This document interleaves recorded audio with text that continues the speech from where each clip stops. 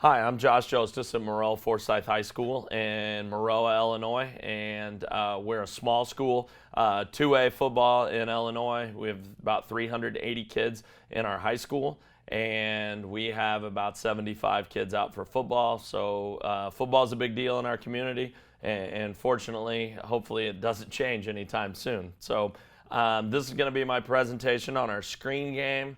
I think screen game is probably the most important piece to our offense, and it's been very successful for us, and I'm hoping to share some of that with you today. So just an opening slide and to give you a little bit background information on us. We've played in 7 out of the last 12 state championship games. Unfortunately, we're 2-5 in those games, so definitely looking for pointers how to make that a little bit better. But we've been very blessed at our high school with kids that are really willing to work hard and do things the right way. And because of that, we've been very successful in my last 14 years there. I've been in Maroa for 18. It hasn't always been easy. We were 6-21 when my first 3 years, so I have seen both sides, and I feel like this is a way you can incorporate your athletes in your school and get kids to buy in. We joke all the time that we need more than one football to be successful on our team. I had 7 kids this year with more than 400 yards of varsity offense, so we still have our bell cows, but we have kids that feel like they're just as important, and therefore we get them to practice and play like we expect. So that's what we're going to be going over today, and that's our screen game information. So the first slide I have for you to look at today is going to be my contact information. Please feel free to reach out to me. I might be the last person in the country that doesn't have Facebook, but one of my assistants runs a Facebook page, so you could reach out that way. I personally have a Twitter account, and then we have our football Twitter account. There's also my webpage at the high school, and I've included my cell phone number and my email address. So please feel free to reach out to me. I'll try and show this slide more than one time today in case anybody misses that, but I would appreciate any feedback that you have and any questions that you have. I'd be happy to answer.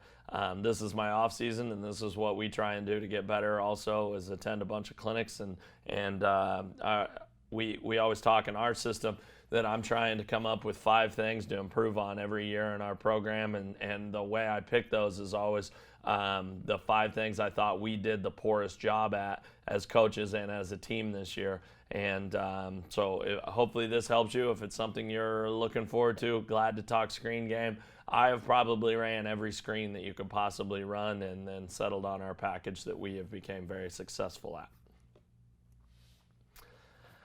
So just some more pictures, highlights, but screen game is the key to our success, we feel like. And I'm going to have some stats that are going to back that up as we go to talk about the screen game. The first thing that I want everybody to know about our program is obviously with the success that we've had recently, we can judge our success factor with wins and losses, and it is not what we are trying to do. And our mission statement to our kids, and incidentally, I have a champions manual that I share on Google Drive with all of our kids. We're a Google school, so every one of my kids has a Google email address. And so we share lots of stuff, surveys, climate surveys, kids vote for their awards. We vote for 2 of our captains on Google. We send Google surveys out 3 different times a season. The kids set their goals on Google, and then I have access to all that. So our Champions Manual is a 200-slide presentation, and it explains to kids every day from what they have to wear to weights on Monday, June the 12th, to what the state championship week agenda will be. And I feel like we get good buy-in. We tell our freshmen they need to study this document and know it. The good thing about using Google is the kids don't have a paper copy, which I think is great because then they don't lose it. And 2, anytime I make changes and update the Champions Manual, it goes to them straight. So this is the first slides. The first 3 slides you've seen I actually just pulled straight off of our Champions Manual, changed it a little bit into our screen game. But here's the first thing our kids need to know about playing football for us, is our goal is to build accountable young men that are going to be driven to be champions in all areas of their life. our number one goal is that they will become trustworthy, honest, and caring young men that will become leaders in life, and you will want your daughter to marry one of them. And that's where we start with our kids. And we tell all the kids that if that's not what your aiming point is by joining the Trojan football team, it's probably not aimed at the right spot. And because we've been fortunate enough to have kids that are willing to buy in and do this, success has also followed us on the football field. And I'm a football coach. I mean, I judge myself. Like I said, I lost a state championship about 2 weeks ago, roughly 2 weeks ago. And it still eats at me now. I haven't watched the game yet. We had our chances and should have finished out the game and should be celebrating our third state championship, and we're not. So when I tell you it's not about wins and losses, I do mean that, but I also tell you that we pride ourselves on winning games, and screen game is going to be a big part of that. So things I'm going to talk to you about today and kind of break up my whole presentation for you today. The 7 chapters that I'm going to go through today, the first one will be our receiver screens. So we're going to be talking about 3 different sets for us. We will be talking about a bubble screen, which is primarily going to go to our slot receivers, although you will see how we incorporate our tailback into our bubble screen. We also have what we call a quick screen, and that is the old Miami screen that virtually everybody runs, I think. And that's getting the ball out to our split end in a 2x2 set, our split end on a 3x1 set, getting it out to the 3 side, and then it also involves how we get it out to our single receiver side, which we don't run as much anymore, but we can still run it, and I'll show you why we don't, because we have a tunnel screen that we'll be talking to, which is another part of my receiver screens, and the one that is the newest for us, and also the one that has had the most success recently for us. We scored on it in the state championship game again this year on the first drive down the field from 52 yards out. So I'm going to go through the bubble screen, the tunnel screen, and the quick screen for my receivers and show you how we get all of those different receivers involved. Next up, our second chapter will be talking about running back screens, and basically this is your old-fashioned slow screens, getting linemen out in front, sell pass first. Our receiver screens are all going to be quick screens, meaning we get the ball out of our hand and we don't care that we sold, run, or pass. It is nice if we can hold some linebackers, and I'll show you how we attempt to hold some linebackers for a step of 1 or a count of 1 and give our tackles the first step. So running back screens are going to be, we have a left screen and we have a right screen. It's pretty simple for us. Everything for us is college names. So when we call these, it's going to have a college name that has an L involved, and it's going to have a college name that's got an R involved. For example, Louisville would be a left screen for us. Kind of change the names around so that people don't pick us up. I'm all no huddle. We can be verbal. Most of the time it is built off a wristband, and I'm just calling in plays. And I'll talk about that later on when I need to talk about how we install our stuff. So, and the final chapter on the screens is going to be how we call it our Y. That is our tight end. Some people call it their H. We do have an H. And I'll talk to you about each of those spots. And then when it becomes our tight end, I'll show you a couple of those. Number 1 screens for those kids for us to get involved are going to be on shuffle passes. And then we do have a rollout screen where we'll throw back to them. And then we have a middle screen that we can throw to them. All of those are going to be blocked a little bit differently. And that's one of the areas we're looking for improvement. We've got a chance to have a pretty good group of Ys coming into our program, and we want to take advantage of them. When I get to chapter 4, I'm going to be talking to you about footwork and timing. The footwork and timing that are going to be involved for us at 3 different positions. So first off, footwork will be footwork for our quarterbacks, and we will also be talking to you about the footwork for our receivers. For our line play, I will talk to you about our line play, but that's going to be more steps than footwork and how we teach that.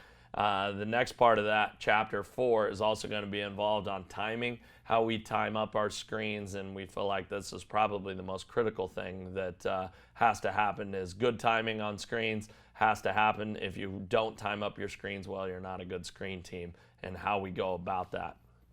In chapter 5, I'm going to talk to you about line play. I am our offensive line coach now. Only have been for the last couple of years. Before that, I've done quarterbacks, I've done running backs. So I've coached all our positions other than receiver in my 18 years, and that basically comes down to what I have coming back on my staff. But I'll be able to talk to you at length about the different things that we see about our line blocking that I wouldn't have been able to do probably 3 years ago, that I feel very comfortable in now. And then we'll talk to you about the different ways that we will block with our receivers and the rules for our receivers. And all of our kids would be able to tell you, if you don't block, you don't play, and we don't get you the ball. So that is pretty much how it works. And if they're not a blocker, they're not going to play. We have kids that are not as good blockers and they come off the field, but if they are still electric when the ball's in their hands, we'll try and figure out how to get them on the field. But we're going to get them on the field, get the ball in their hands, and then get them back off the field, because ultimately at all positions for us other than quarterback, if you're not a blocker, you're not going to play, and we're certainly not going to try and figure out how to get the ball in your hands. Our chapter 6 will be the play actions and the gimmicks that we do off of our screens, so that when we play those teams that are trying to take advantage of our screen game, what we have built in to go ahead and take advantage of them. And this is probably the most important part in your screen game. Is not only do you have to get very good at the timing of your screen game, you have to be able to block the screen game very well, but then you also have to have these built-in gimmicks or opportunities to take advantage of teams that are going to overplay your screen game. For example, everybody we play knows that we're going to run 10 screens a game, or maybe more if they're really going well, but they're going to see at least 10 of those, and how they game plan those. Am I going to go after gimmicks early and set up the screens? Am I going to go after screens and then set up my gimmicks late? Those are all the chess match that what makes the game of football so great. And then finally, give you a little take of our summer schedule and how we install our screen package from the very beginning. And that's one of the things that I think a lot of people want to know. Well, how much time am I going to have to invest in our system if I'm going to become a really good screen team? As I told you, our goal in our goal in our offense is to run 70 plus plays in a game. Well, I just told you 10 of those are going to be screens in a game or more, but I'm always going to run, on average, I would say 10 or more screens in a game. And I think one of those that you have to weigh out, if you're going to run 70 plays, 10 of them are going to be screens. You know, how much time am I investing to get what essentially is becoming 15% of your total offense? And I'll show you a way that we can incorporate all of those things and get very good at them. So I'll walk through our practice plan with it and how it doesn't eat up more time than it deserves, but still it gives us the proper amount of time to be able to run a good screen game. So that's the chapters I'm going to be going over today. And I plan on giving you a little bit of break between each chapter. And because of that, I hope that I keep your interest all the way through, and that you're able to come back and check out parts that you maybe didn't quite understand. So up first is going to be our bubble screens. Those are going to be thrown to our slot receivers. In 2x2 sets, this will definitely be thrown to our slot receivers. In 3 receiver sets, you'll see it can be either one of the interior slot receivers. And a question I often get for people is, how do you know who's going to get the ball? And honestly, when I call the play, we've spent so much time scouting it during the week, and that our quarterbacks understand. But ultimately, it comes down to those 2 receivers determining who's going to get the ball and who's going to be the blocker.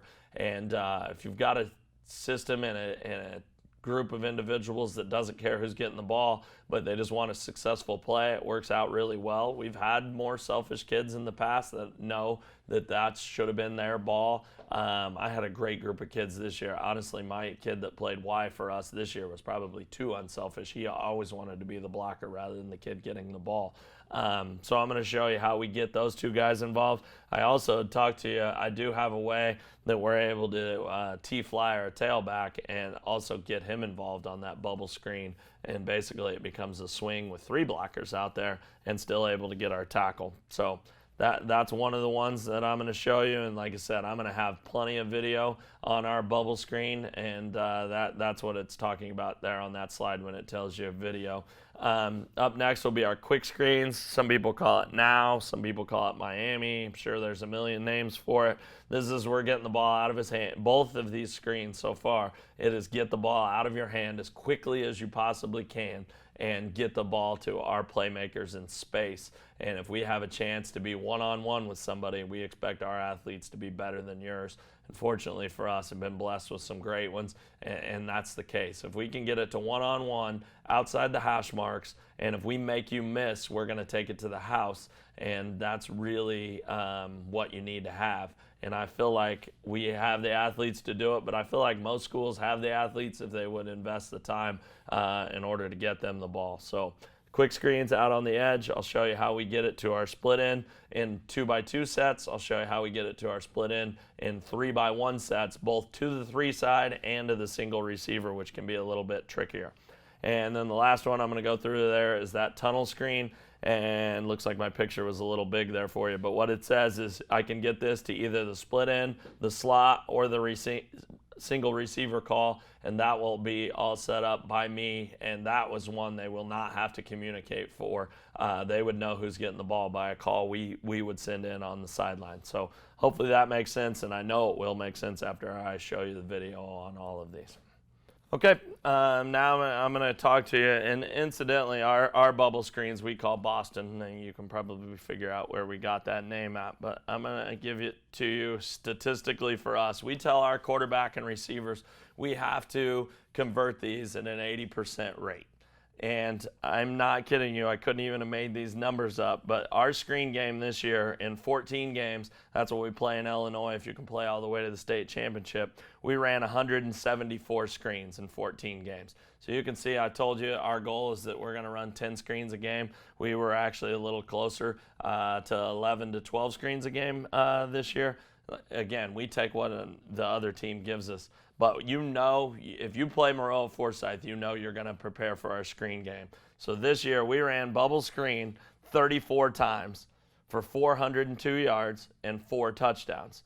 We completed that at 28 of 34. So we were 82% completion anytime we run our bubble screen. And I'm going to show you when you see on video, but I think the biggest, most important thing that I have changed on bubble screen is that we now teach our receivers to open up and backpedal depending on coverage. And so I'm going to show you real quickly what I mean by that.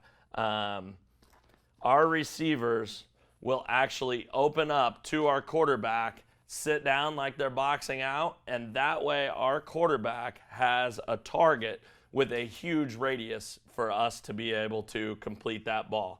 Where the old bubble screen, the way I would teach it was we would open up at 45 and we would show our hands and expect our quarterback to put the ball right there. And if he missed within more than a foot of any direction, it was going to be an incomplete pass. Now, the way we open up, backpedal in athletic position, and have that radius of what we feel like is about an 8-foot radius for our quarterback to hit, we tell our quarterbacks all the time, aim small, miss small. So our kid's still trying to throw at the upside shoulder. That's where he's trying to hit it. But if he misses and we throw to the backside shoulder, that ball's still going to get caught.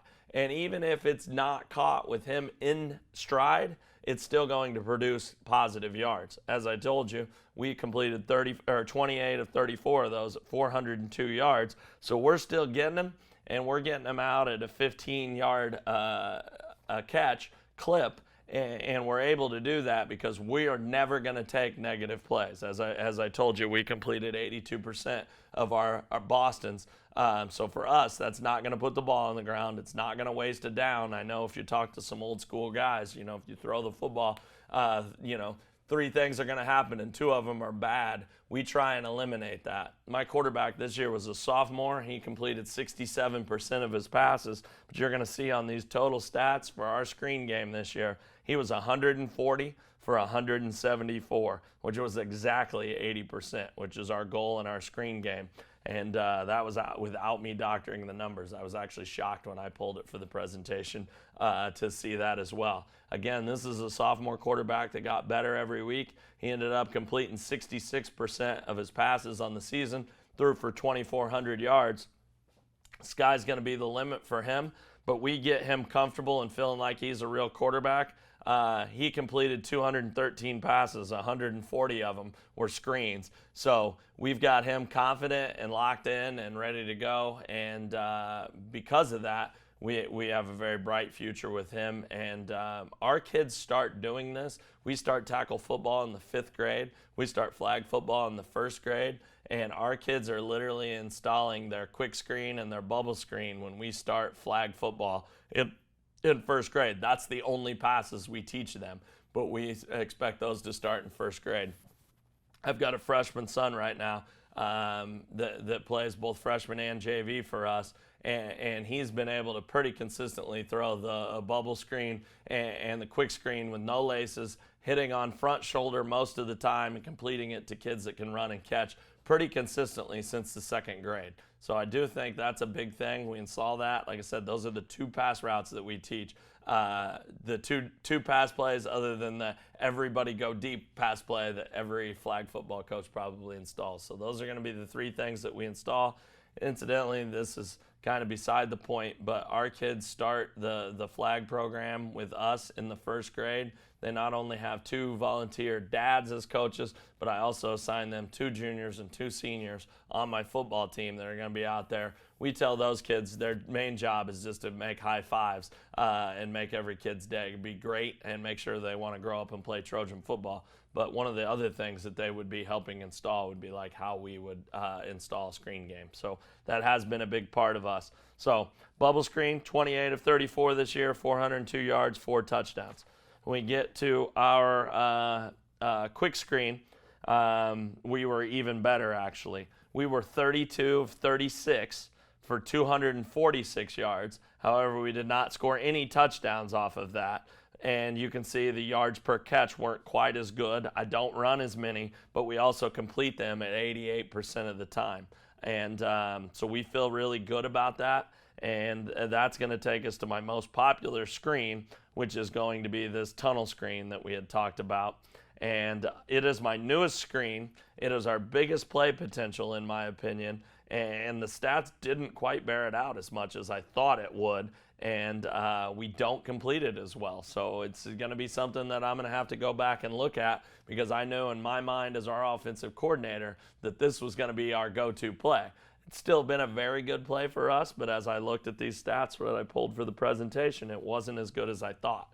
We were 26 for 42. That's 61% completion. Again, nowhere near the 80 that we expect.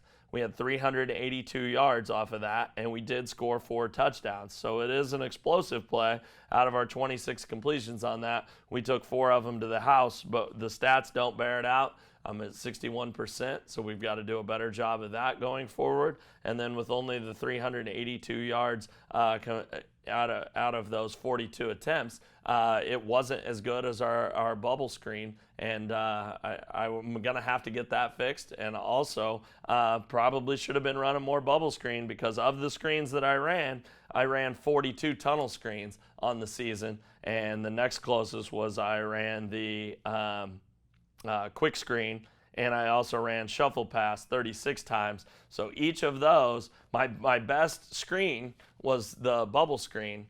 However, it's the one that I ran the least amount of times, other than the running back screens that we are going to be talking about next. So that's kind of the stats for how our screen game works. I'll continue to talk to you about our screen game and how that works as we're headed forward.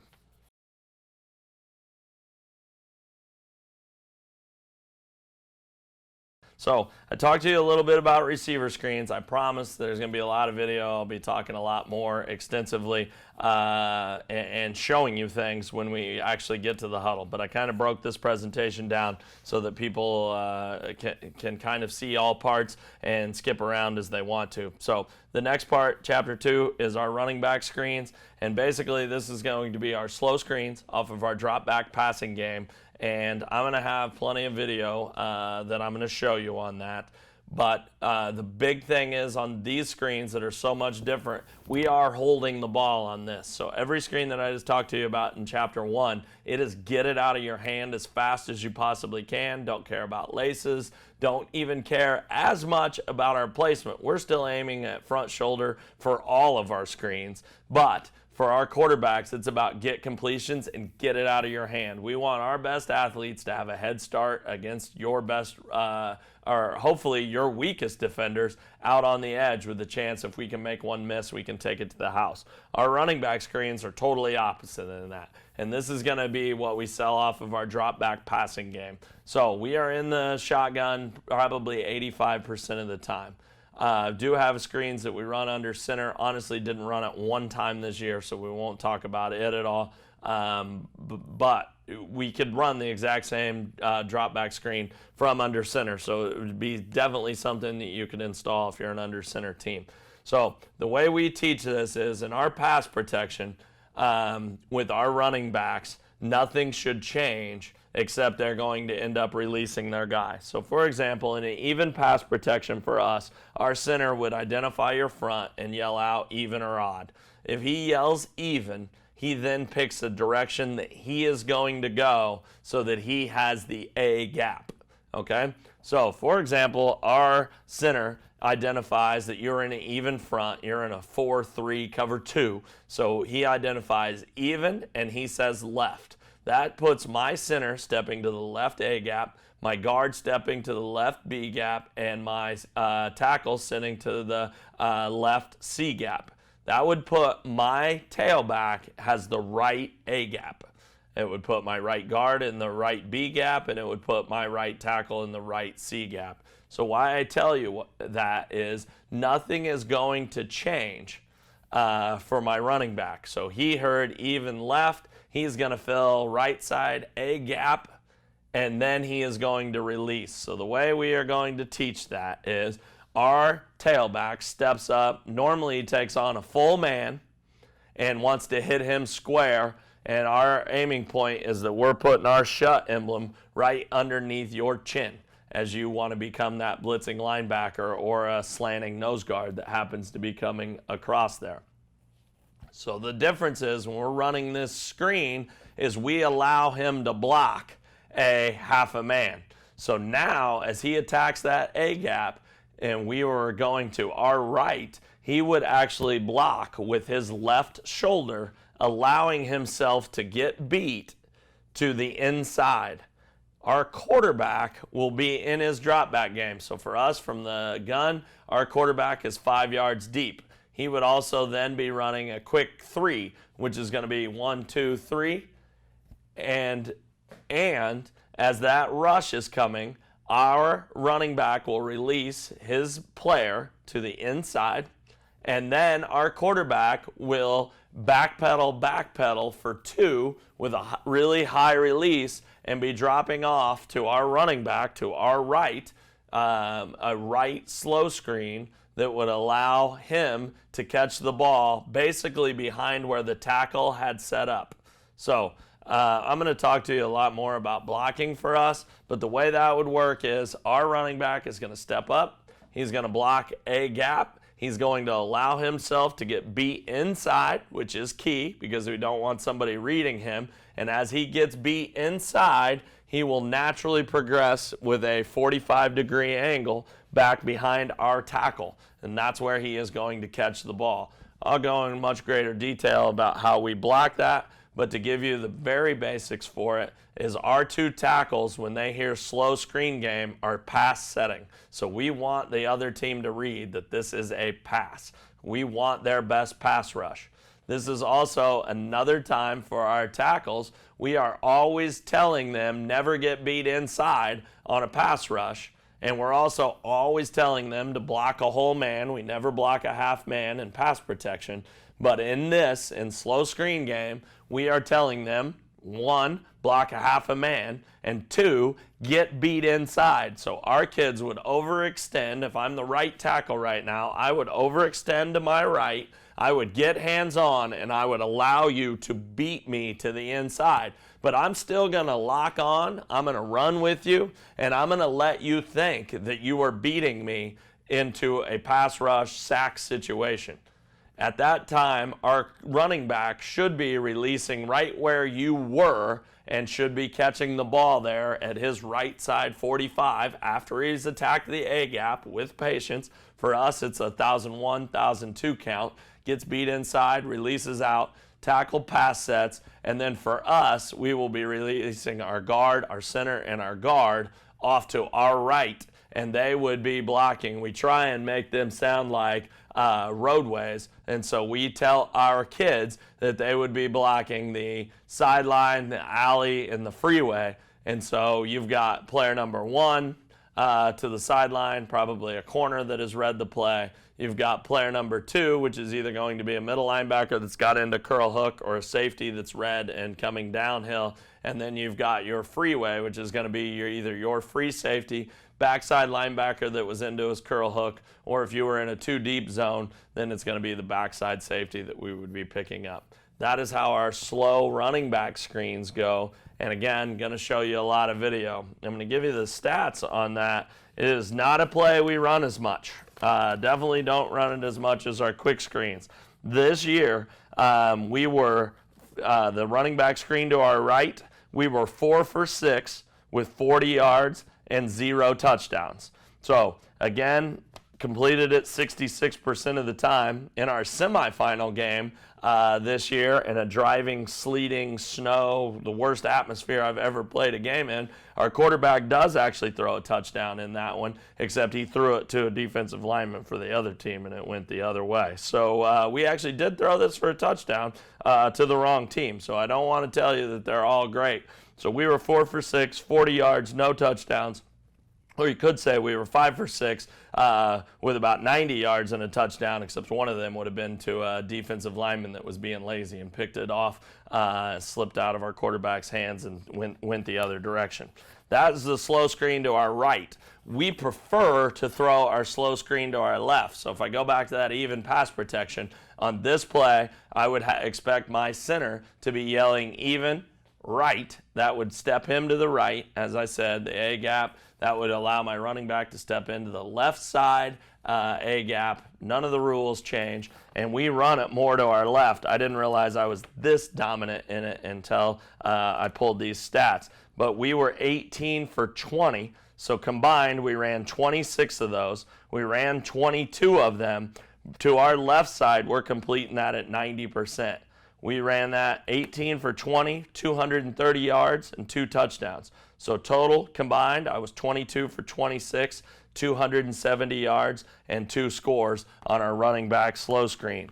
We're only going to run that one or 2 times. We're going to run it. I'll be honest, I'll self-scout you for the people that are watching me that I'm going to actually play. We're going to run that when I am first, second, or third and long, and I am trying to pick up some cheap yards. You've sent in everybody, and I'm expecting you to bring a great pass rush. Maybe you're going to blitz everybody. That's when I'm going to dial this screen up. I'm hoping I'm not in those situations very much, and that's why we've only ran it 26 times in 14 games this year, so we're not even quite running it 2 times a game. Some teams at our level typically always have what we call screen sniffers, the big nose guards, the big 3 techniques that don't pass rush anyway. Like, they never put any pressure on us. They're the worst players on this because they just hang out. They don't go get your quarterback. These are miserable to practice because our kids do a really good job of yelling it out and cheating on screens. So I'll give you one little tip how we practice these is we've got a coach that's standing there, and we've got a couple older gentlemen that come to almost every one of our practices. Most of them bring Tootsie Pops or something like that because they enjoy being around the kids, and we tell them all, hey, if you touch my quarterback during screen game, then you can head over there and get a Tootsie Pop from Bubba, which is the guy that's going to be standing there at practice. We get great pass rush effort, and it allows me to time up my screens correctly. But it seems inevitably when we get stopped, it's a kid that is actually being rewarded for being lazy on the play because he wasn't pass rushing. You do play occasional kids. I think our kids do a very good job of recognizing screen, but in most cases on these slow screens, when it's defended, you rewarded a kid that wasn't giving great effort in the first place. So we actually prefer to run these against the best teams that we play, the best pass rushers, the best motors, to be able to do it. So that's our slow screen game. And I'm also going to talk to you about how we do involve our running back in what we call T-fly. So for me, our motions on T-fly, we signal T, fly to the right, T, fly to the left, and I can run that bubble screen with the exact same blocking, except let's say I'm in 3x1 to my left, and I call T, fly to the left. Now I'm releasing my tailback early, so for us it's down, set, hit. So when he says down, he kicks him, he takes off full speed, set, hit. He's going to turn. He's still doing that exact same thing. So my running back is sprinting out to his left, and when he gets outside the tackle, he'll open up and start to backpedal, give the big window so that we can complete what we teach all the time, the 8-foot radius to be able to throw it into. Any kid ought to be able to do this. We're still aim small, miss small, aiming at the front side shoulder of the running back, and when we hit him in those positions, it can be a pretty special play for us. And I only ran that 6 times this year, and again, we were 4 for 6 on that, but it was for 97 yards and a touchdown out of that. So we don't run that as much because we already get the ball to our tailback plenty, and we don't really need to do that. But this is an opportunity for you to get those teams that are playing you. Maybe they're trying to play you. For us, we're counting the box all the time. So my quarterback has the opportunity to check screens anytime he wants. When we're counting that box, if we've already got 3 versus 2 over there, I don't need to get my running back over there and make it 4 versus 2 for us. We're already in good situation. But occasionally, against some of the better teams that we play, we will definitely want to do that and give us numbers. And we've had great success off that. It's probably one of the things that we should do even more often, and that is how we get our running backs involved in our screen game. And again, going to have a ton of video that I'm going to show you on how we get the running backs involved. But that covers what I'm going to cover in Chapter 2 and just shows you how I can get through each of those pieces.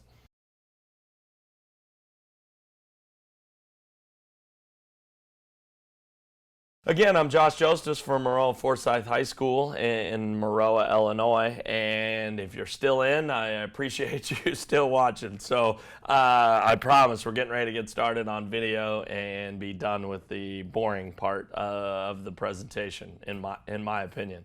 So hopefully you're learning something, but I know you're going to learn something if you keep watching. So Chapter 3, we call this player, which is the right side slot receiver in a 2x2 set, that is our Y. Some people call him the tight end. We don't. He is identified as the Y. If you watch a lot of college football or pro football, a lot of people call this the H-back. We consider him all the same person. The only reason we don't call him the H is because our left side slot is actually our H receiver. So for us, we're going to have X and H. We're going to have Y and Z, and that's what we have.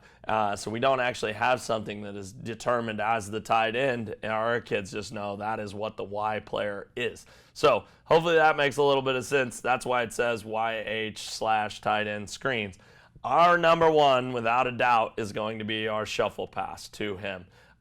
We line this kid up all over, and by alignment, if we can get him in formation up underneath and still be working stuff outside, it has become very successful for us. Sometimes you have really dynamic kids there. Sometimes you have big physical blockers there. Kid that graduated for me last year, so graduated in 2016. His name was Logan Alsop, and he was a 4-year starter for us. He was about 6'1", 225, played middle linebacker. He was our Y. He broke the school record in career catches with 110 career catches. And the old record was 109 by a split end that we got the ball to in a million different ways. For Logan, it was quietly, he would catch about 20 shuffles a game. He would catch about 10 pop passes a game, and he might, or a year, and he might catch about 10 regular passes, where we were throwing something. So for him, he was going to catch bubbles. He was going to catch these shuffles. He was going to catch RPO pops, and he probably only caught about 10 actual passes that were thrown down the field in the whole season, and broke our school record of 110 catches in his career. So he graduates, have a brand new kid, first-year starter coming in, had always played football. This is probably the most difficult position other than quarterback to play on our team because all of our formations and all of our changes in blocking assignments involve this kid. So he's got to be smart. We prefer him to be pretty athletic, and we need him to be big and physical at the point of attack. That kid for us this year's name was Charlie Hubbard. Charlie was about 6'1" and 175 pounds, but really athletic. Not as big as what we would like, but very athletic.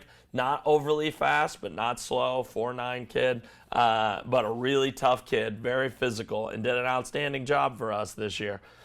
This year on those shuffles, we were 32 of 36 at 168 yards and 2 touchdowns. So we're not gaining a lot of yards on these shuffles, 5 or 6 yards, but it's a nice quick-hitting inside run, and I don't have the stats that show it, but I bet for that 168 yards that we have, I bet we did something on the outside with the shuffle being defended well, because my quarterback always has 2 options on the shuffle, and it's going to be something to the edge or it's going to be the shuffle back inside. We know if we throw it inside that it's going to be a more physical run play, but this is a way that you can get a true RPO / screen and really put a bind on kids, and it's an easy completion. So for us, again, 32 of 36, we completed 88% of these.